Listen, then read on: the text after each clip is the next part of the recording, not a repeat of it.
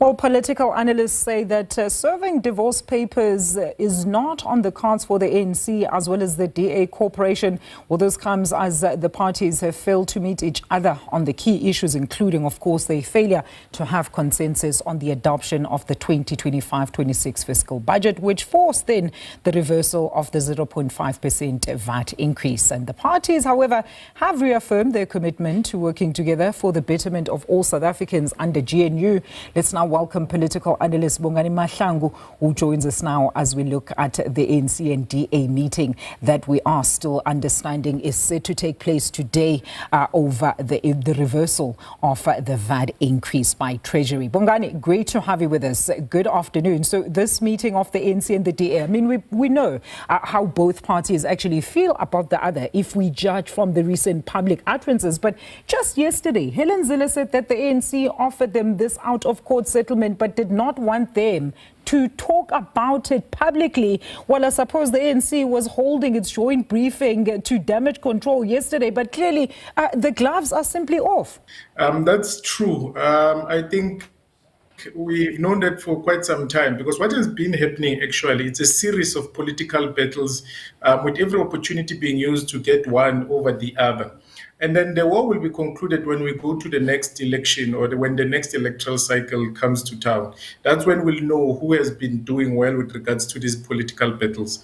But to say that they would divorce, I think I've said this on this platform multiple times, that divorce is not on the cards. Because if you look into the various parties, or at least the two big parties that contribute to this GNU, they have a lot more to lose outside of this GNU than anything to gain. Even if, let's say, we were to talk about some form of reconstruction, looking at maybe, let's say, the parties that voted to support that budget, those 10 parties were to form a new coalition, that would be just 50.5% of the seats in parliament, still a very fragile coalition. So you need big parties like the DA, the EFF, and Action SA, if maybe one or the other, if you can't get them all within the agreement.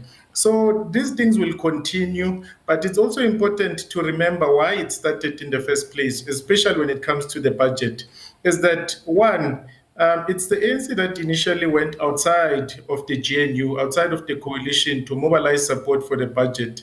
And then that forced the other party, which would be the DA in this context, to behave in the manner that they did. I know that the Freedom Front Plus behaved the same way, but Freedom Front Plus, in terms of the support or the value that it adds to the agreement or the coalition, it's not really as significant as the DA. So hence, a lot of people have not even been paying attention to it. So then the ANC transgressed the statement of intent, especially certain sections like 9 and so forth. And then now when the others then transgress, or when the DA then transgress, it cannot be the very same ANC to say now you can leave. And then also, if you look at the people that have been in the media, was celebrating, clapping hands in parliament after winning or after getting that budget passed, saying that the DA must leave because they can't be in the coalition for a budget that they did not support, Those individuals do not sit at the table. They do not make decisions. So they just scream and howl. But when it comes to the people that sit at the table, it's the troika.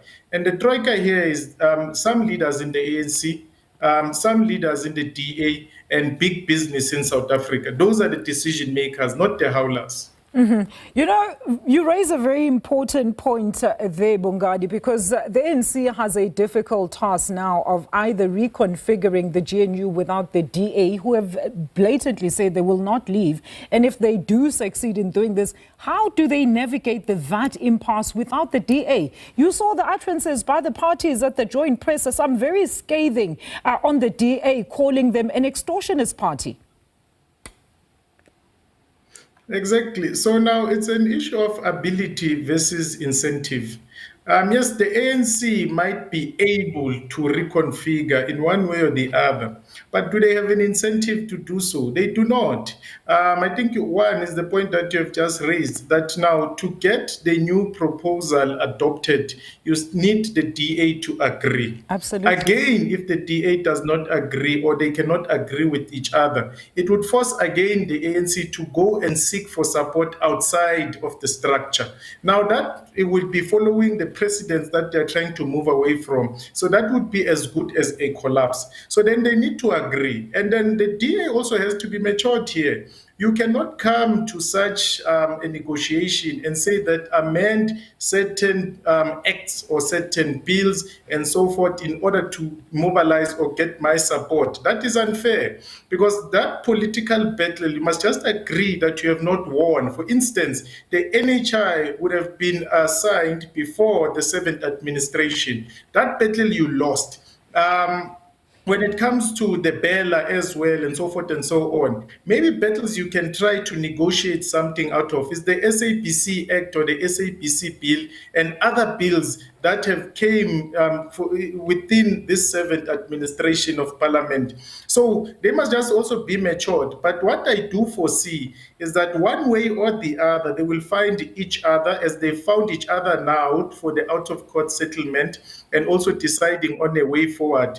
Because they also understand that if this thing had to collapse, it might cause them problems in 2026 when we go for the local government elections, because they have hinged that campaign for next year on what they currently have now, which is the positions in the executive.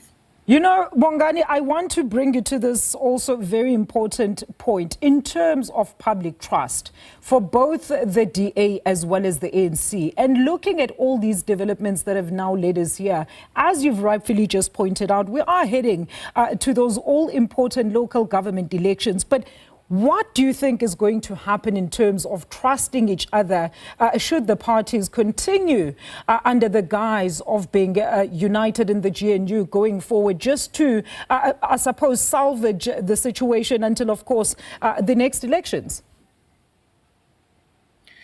I think the issue is not necessarily them trusting each other per se, but it's actually them committing to what they signed up for. So they signed a statement of intent, and they have not been complying with that statement of intent. So it's to go back there. The issue is that they must also mature up. It's time for South African politics and politicians to mature. Times of playing games are over, and I think they are seeing that now. So now, they said that they're going to develop a minimum plan of action, or any, regardless of how they coined it.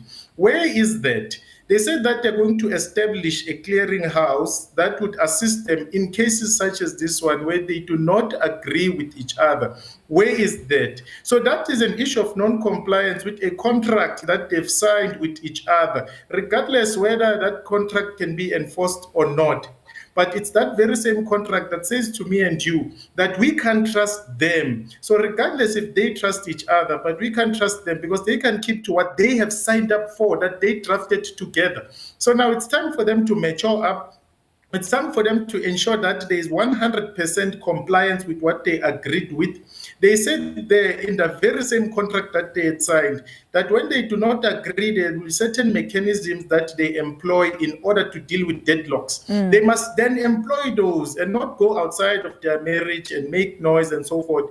And also, they must not have each and everyone talking to the media about these issues, because that's another area of weakness that they must deal with. So they must just comply with their own contract, and they don't have to trust each other, but they must trust what they signed up for. Yeah, but the question, Bongani, who do we as the public trust? Because even if they trust each other, that's a different story. Bongani Mahlangu, thank you so much for joining us. Bongani Mahlangu, there is a political analyst with his views, of course, on the meeting that we understand is taking place between the DA as well as the ANC.